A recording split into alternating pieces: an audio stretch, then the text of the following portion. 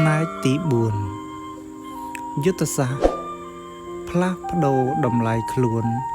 និងការកែច្នៃធនធានទំនេរឲ្យទៅជាទ្រព្យសកម្មផ្នែកទី4នេះដែលជាទម្រង់រួមបញ្ចូលគ្នាយ៉ាងពិសេសប្លែកពីផ្នែកមុនជំរើសនេះនឹងផ្ដោតលើការផ្លាស់ប្ដូរ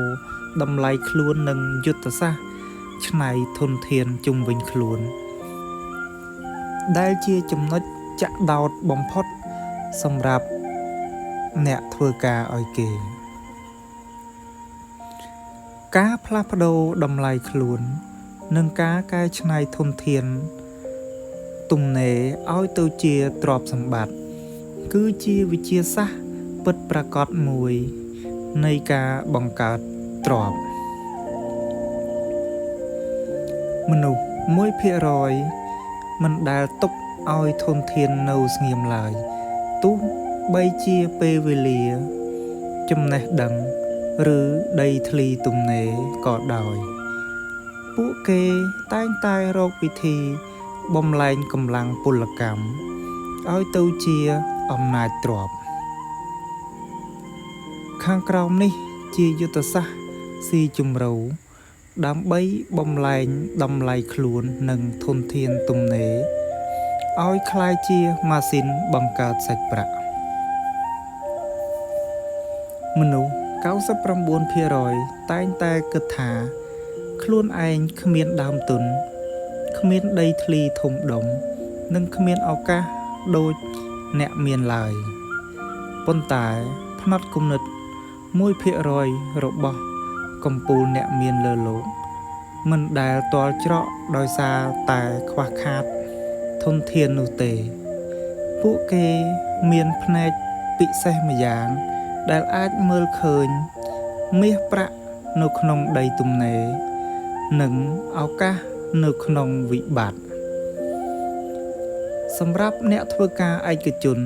ទុនដ៏ធំបំផុតមិនមែនជាទឹកប្រាក់រាប់ម៉ឺនដុល្លារនោះទេគឺពេលវេលាក្រោយម៉ោងធ្វើការចំណេះដឹងជំនាញនិងការច្នៃធនធានតូចៗនៅជុំវិញខ្លួនដូចជាដីធ្លីលក្ខណៈគ្រួសារបឹងបួរឬការបង្កើតប្រភពចំណូលបន្ថែមឲ្យទៅជាម៉ាស៊ីនបង្កើតលុយមនុស្ស 1% មិនរងចាំរហូតទៅដល់មានទុន$1 លានទើបចាប់ផ្ដើមនោះទេគឺពួកគេចាប់ផ្ដើមពីតូចធ្វើឲ្យចំគោលដៅនិងប្រើប្រាស់បច្ចេកទេសត្រឹមត្រូវដើម្បីពង្រីកវាដើម្បីឲ្យកាន់តែងាយយល់ខ្ញុំនឹងធ្វើការលើកយករឿងអាចកំបាំងនៃបឹងចាស់និងការចិញ្ចឹមត្រីមាសមកធ្វើការបកស្រាយឲ្យកាន់តែស៊ីជម្រៅថែមទៀតរឿងអាចកំបាំងនៃបឹងចាស់និងការចិញ្ចឹមត្រីមាសនៅក្នុងភូមិមួយមានបុរស2នាក់ជាមិត្តភក្តិនឹងគ្នាម្នាក់ឈ្មោះវិបុលនិងម្នាក់ទៀតឈ្មោះរតនាពួកគាត់ទាំងពីរនាក់សុទ្ធតែជាបុគ្គលិកធ្វើការឯកជននៅក្នុងក្រុងនិងមានដីភូមិស្រុកកំណើតដែលមានបឹងទឹកចាស់ទំហំប៉ុនគ្នាប្រហែល40 ម៉ែត្រការ៉េដែលទុកចោលមិនទាន់បានកែច្នៃវិបុលតំណាងឲ្យមនុស្ស 99% វិបុលតែងតែរអ៊ូរទាំថាខ្លួនឯងនឿយហត់នឹងការងារការិយាល័យតែមិនដឹងធ្វើយ៉ាងម៉េចព្រោះគ្មានដើមទុនទៅរកស៊ីធំដុំដូចគេចំពោះបឹងទឹកចាស់នៅផ្ទះវិញវិបុលគិតថាបឹងតូចប៉ុណ្ណឹង ទុកចោលទៅធ្វើអីក៏មិនកើតទេចាំមានលុយរាប់ម៉ឺនដុល្លារចាំជួលគេ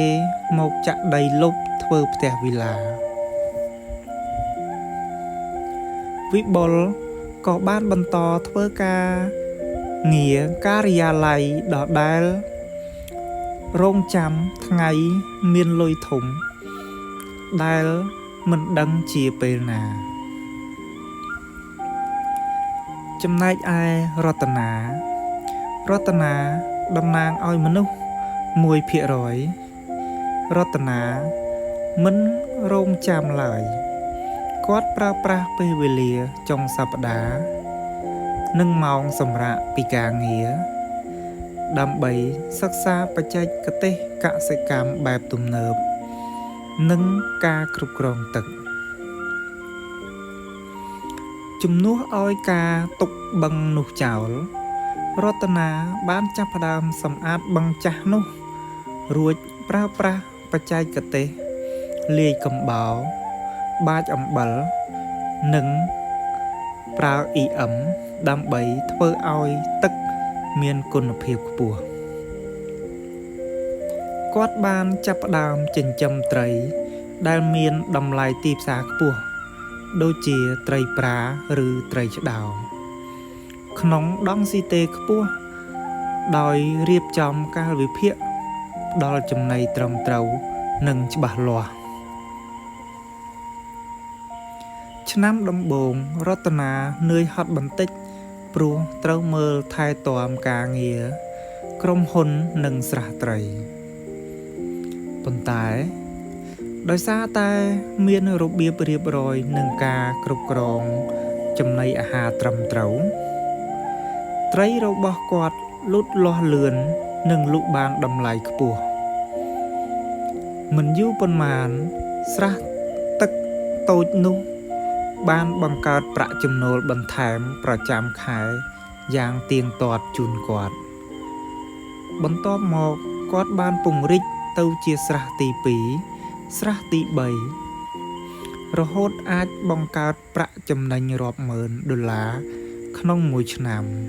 ដោយមិនចាំបាច់បោះបង់ការងារក្រុមហ៊ុនភ្លាមនោះឡើយមេរៀននេះដែរបានដាស់តឿនឲ្យមនុស្ស 99% តែងតែមើលរំលងអ្វីដែលមាននៅក្នុងដៃហើយស្រមៃចង់បានអ្វីដែលនៅឆ្ងាយចំណែកមនុស្ស 1% តែងតែសួរខ្លួនឯងថាតើខ្ញុំអាចច្នៃធនធានឬដីទំនេរដែលខ្ញុំមានបច្ចុប្បន្នឲ្យទៅជាទ្រព្យសកម្មបង្កើតលុយដោយរបៀបណាភាពខុសគ្នារវាងអ្នកមាននិងអ្នកក្រមិនមែននៅលើទំហំទ្រព្យសម្បត្តិដំបូងឡើយគឺនៅលើផ្នត់គំនិតនៃការកែច្នៃនិងការអនុវត្តជាក់ស្ដែងតើអ្នកយល់យ៉ាងណាចំពោះរឿងមួយនេះសូមខមមិនខាងក្រោមប្រសិនបើមិនទាន់បានចុច Subscribe សូមជួយចុច Subscribe និងចុចរូបកណ្ដឹងដើម្បីទទួលបានវីដេអូថ្មីបន្ថែមទៀតសូមអរគុណ